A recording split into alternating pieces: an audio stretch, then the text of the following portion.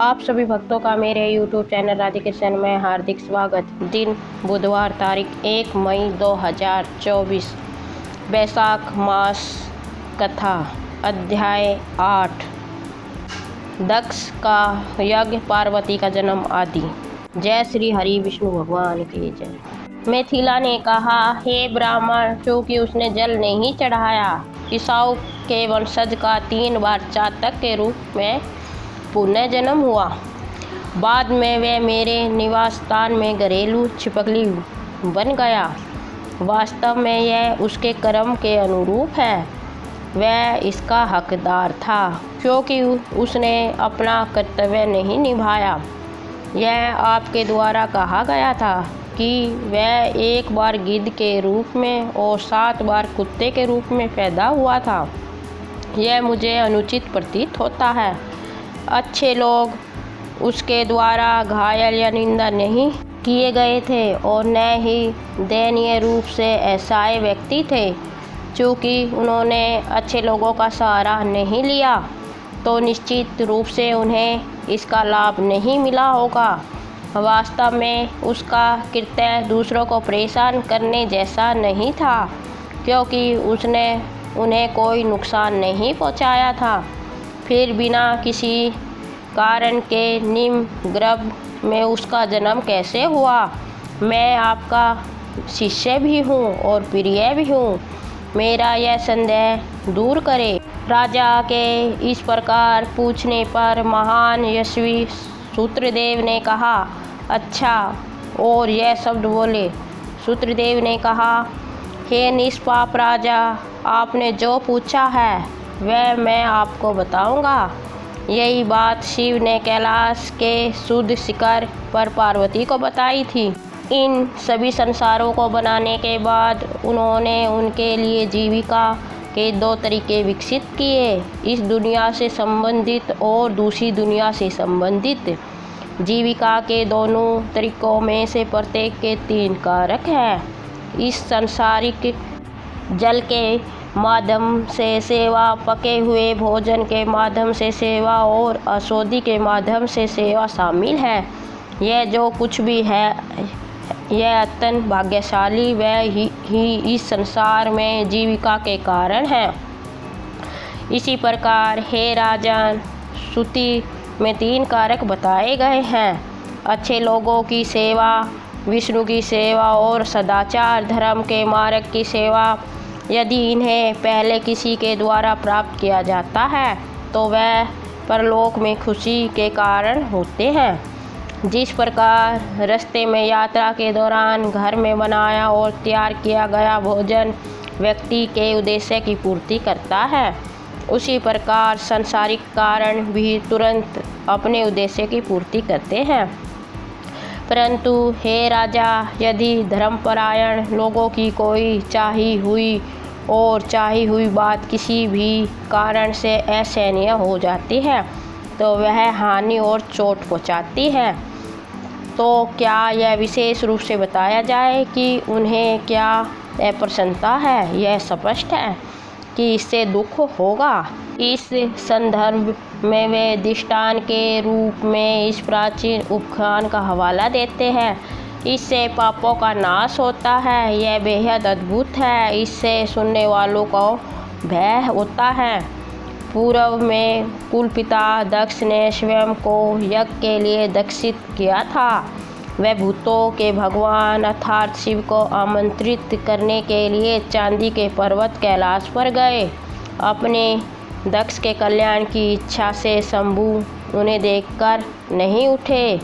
उसने सोचा, मैं सभी अमर लोगों का पितामह हूँ, मैं शाश्वत हूँ और केवल वेदों के माध्यम से ही पहुँच योग्य हूँ। इंद्र और चंद्रमा सहित यह प्रमुख सूर्य मेरे सेवक हैं, जो मुझे श्रद्धांजलि देते हैं। स्वामी की सेवा को देखकर नहीं उठना चाहिए। पति को अपनी पत्नी के लिए उठना नहीं चाहिए। गुरु को अपने शिष्य के लिए खड़ा नहीं होना चाहिए। ऐसा शास्त्रों के ज्ञाता लोगों का मत है। श्रुति यह भी कहती है, कि गठबंधन विवाह के माध्यम से वरिष्ठता का कोई कारण नहीं है। जिसका बल, ज्ञान, तप की शक्ति और शांति अधिक होगी वह दूसरों से वरिष्ठ होगा। नीचे वाले नौकर होंगे। यदि स्वामी तथा अन्य वरिष्ठ के अतिरिक्त से नौकरों तथा दूसरों को देखकर उठ जाते हैं तो उन लोगों की आयु, धन, यश तथा संतान तुरंत नष्ट हो जाती है। इसलिए मैं खड़ा नहीं होऊंगा क्योंकि मेरे ससुर मुझे प्रिय है। इस प्रकार दक्ष के कल्याण को ध्यान में रखते हुए भगवान अपने स्थान से बिल्कुल भी नहीं हिले। यह देखकर कि शिव उठे नहीं, प्रजापति क्रोधित हो गए।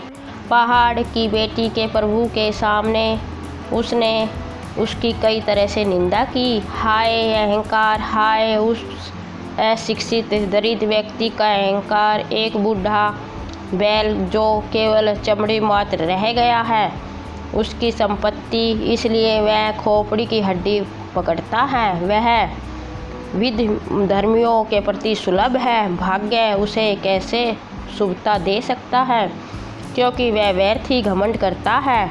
इस संसार में ज्ञानी लोग पुण्य कर्म को उसके आचरण से ही समझते हैं।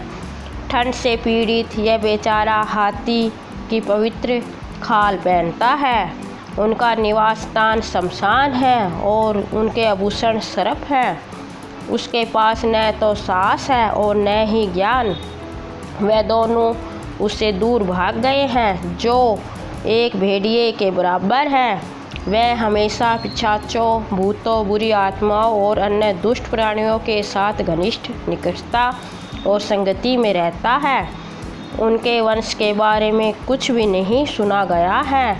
अच्छे लोगों द्वारा उसका सम्मान नहीं किया जाता। पूर्व में दुष्ट बुद्धि नारद मुझे गलत तरीके से उस पर विश्वास करने के लिए प्रेरित किया था। उनसे आग्रह करके मैंने अपनी पुत्री सती उन्हें दे दी थी।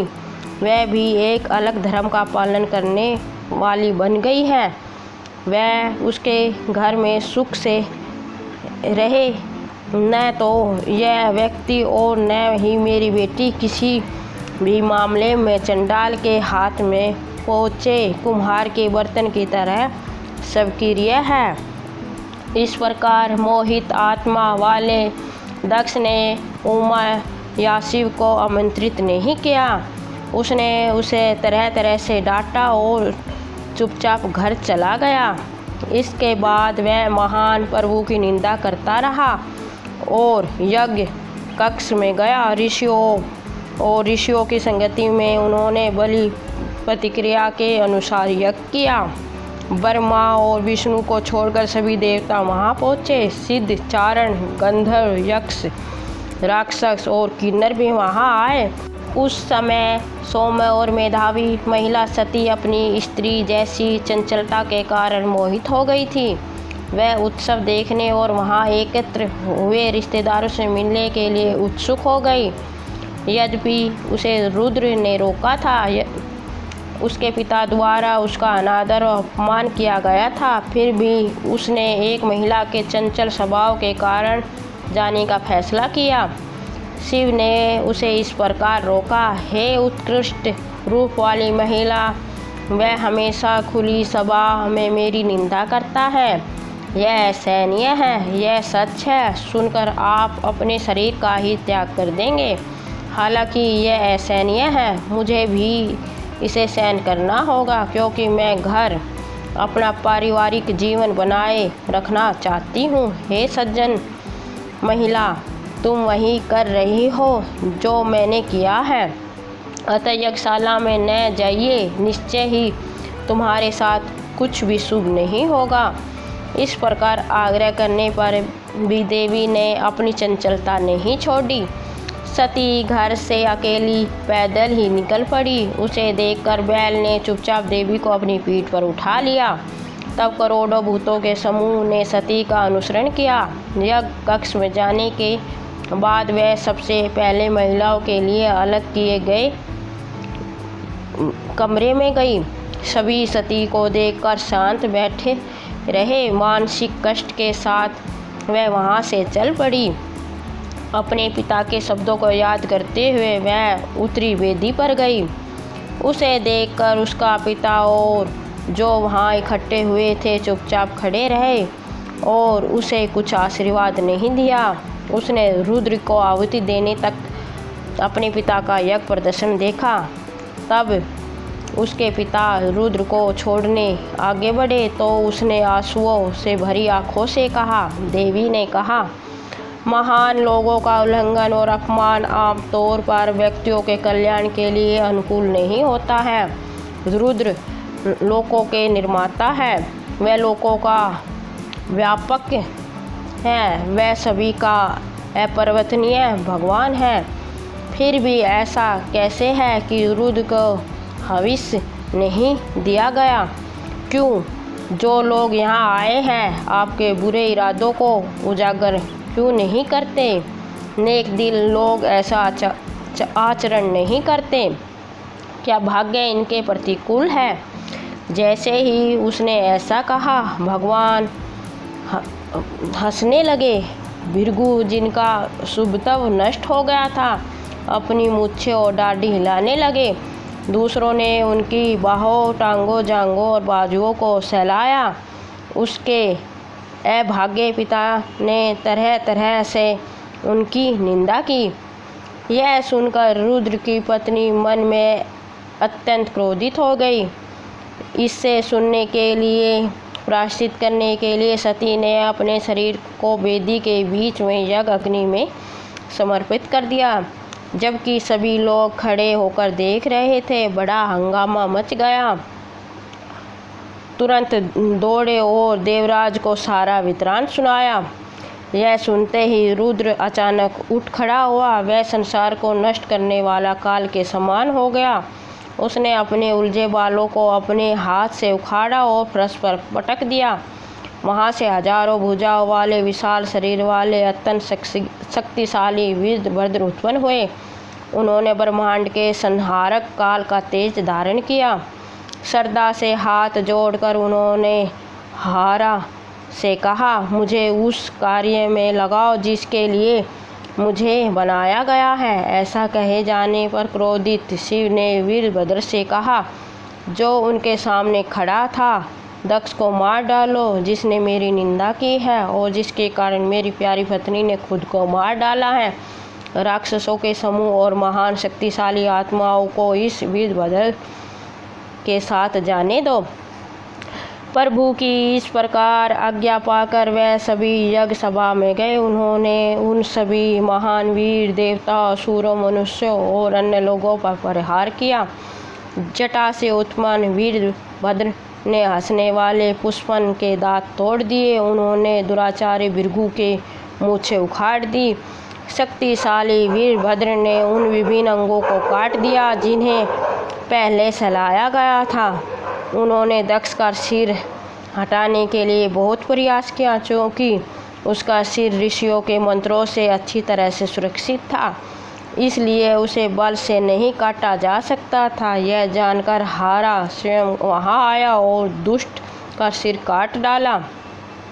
वह यज्ञ के लिए आए हुए लोगों को मारकर अपने अनुचरों सहित अपने निज स्थान को चला गया। कुछ लोग तो वध से बच गए, ब्रह्मा की शरण में गए। उनके साथ ब्रह्मा शिव के निवास स्थान कैलाश गए। उन्होंने अनेक प्रकार के वचनों से रुद्र को शांत किया। महान भगवान उसके साथ यज्ञ कक्ष में गए और उन सभी को पुनर्जीवित किया जो यज्ञ में आए थे। तब शिव ने दक्ष को बकरे का सिर दिया। उन्होंने बकरे की दाढ़ी धर्मात्मा भृगु को दे दी। उन्होंने पुष्पन को दांत तो वापस नहीं दिए, लेकिन उसे बिना दांत के आटा खाने में समक्ष बना दिया। शिव ने अपने कुछ विकृत अंगों को सीधा किया। उन सभी का कल्याण हो गया। ब्रह्मा और शिव द्वारा पहले की तरह उस महान आत्मा का यज्ञ फिर से शुरू किया गया। यज्ञ की समाप्ति पर सभी देवता अपने अपने निवास स्थान को चले गए। रुद्र ने ब्रह्मचार्य का अत्यंत कठोर व्रत अपनाया और घोर तपस्या की। रुद्र ने गंगा के तट पर पुनगा वृक्ष की जड़ पर महान तपस्या की। दक्ष की पुत्री पवित्र देवी सती ने अपना शरीर त्याग दिया और मैना और हिमालय की बेटी के रूप में फिर से जन्म लिया। वह उनके निवास स्थान में पली बढ़ी। इस समय तारक नाम का महान असुर ने कठोर तपस्या के माध्यम से ब्रह्मा परमेशनिष्ठ को प्रसन्न किया। उसने यह वरदान चुना कि उसे देवताओं, असुरों, मनुष्यों, नागों द्वारा हथियारों और महान शक्ति की मिसाइलों के सभी समूहों द्वारा नहीं मारा जा सकेगा। रुद्र के पुत्र को छोड़कर दैत्य को कोई भी नहीं मार सकता, ऐसा वरदान था जो लोगों के पितामह ब्रह्मा ने उन्हें यह कहते हुए दिया। ऐसा ही होगा क्योंकि रुद्र के कोई पुत्र नहीं था और कोई भी पत्नी नहीं थी। वरदान प्राप्त करके राक्षस अपने निवास स्थान पर वापस चला गया और लोगों को परेशान करना शुरू कर दिया। उनके निवास में फर्श आदि की सफाई के काम के लिए देवता उनके सेवक बन गए और देव स्त्रियां उनकी दासी बन गई। तब उनसे परेशान देवताओं ने ब्रह्मा की शरण ली। उनके द्वारा वर्णित उनके दुखों को सुनकर वेद ब्रह्मा ने असुरों से कहा, हे सुरस, वरदान देते समय मैंने उस दुष्ट को वरदान दिया था कि उसे रुद्र के पुत्र के अलावा कोई भी नहीं मार सकेगा। पूर्व में रुद्र की पत्नी सती ने यज्ञ में अपना शरीर त्याग दिया था। उनका हिमालय की पुत्री के रूप में पुनः जन्म हुआ है। उन्हें पार्वती के नाम से जाना जाता है। रुद्र हिमालय की चोटी पर घोर तपस्या में लीन है। जगत के स्वामी रुद्र को पार्वती के साथ मिला दीजिए। फिर देवों के भगवान देवेंद्र के निवास में पाक के दंड अधिकारी ने प्रमुख देवों के साथ परामर्श किया और सभी इकट्ठा होकर भगवान शिव के पास गए। कृपया हिमवान के पास जाइए और उनसे अपने शब्दों में समझाइए। आपकी बेटी पहले सती थी, जो दक्ष की बेटी हर की पत्नी थी। वह उनसे अलग होकर अपनी 10 सखियों के साथ अपनी शिखर पर तपस्या में लीन है। मृदा भी आपके चरम पर तपस्या में लीन है। अपने प्रिय को मृद की सेवा से नियुक्त करो। वह अवश्य ही उसकी पत्नी बनेगी, वह ही उसका पति होगा। इंद्र द्वारा इस प्रकार निर्देशित किए जाने पर नारद पर्वत के पास गए और देवेंद्र ने निर्देश अनुसार सब कुछ किया। बाद में इंद्र ने काम को बुलाया और उससे कहा, देवताओं के कल्याण के लिए और मर्द की भलाई के लिए तुम बसंत ऋतु के साथ रुद्र की तपस्या कुंज में जाओ। बसंत के उन गुणों को प्रकट करो जो हृदय में प्रेम का संपादन उत्पन्न करते हैं। जब देवी पार्वती मृदा के निकट हो तब अपने बाण छोड़ो और महान भगवान को उनकी ओर आकर्षित करो। जब उनका मिलन होगा तो हमारा कार्य तुरंत पूरा हो जाएगा। इस प्रकार आज्ञा पाकर सम्रा ने कहा, ऐसा ही होगा, और तुरंत चल दिया। वह रति बसंत और अपने पूरे दल के साथ उस जंगल में गए। अपनी शक्ति के माध्यम से उन्होंने उस खूबसूरत जंगल में एक असामयिक बसंत ऋतु का निर्माण किया जो हल्की हवा से संचालित होती थी। एक बार देवों के देव पार्वती की सेवा से प्रसन्न हुए।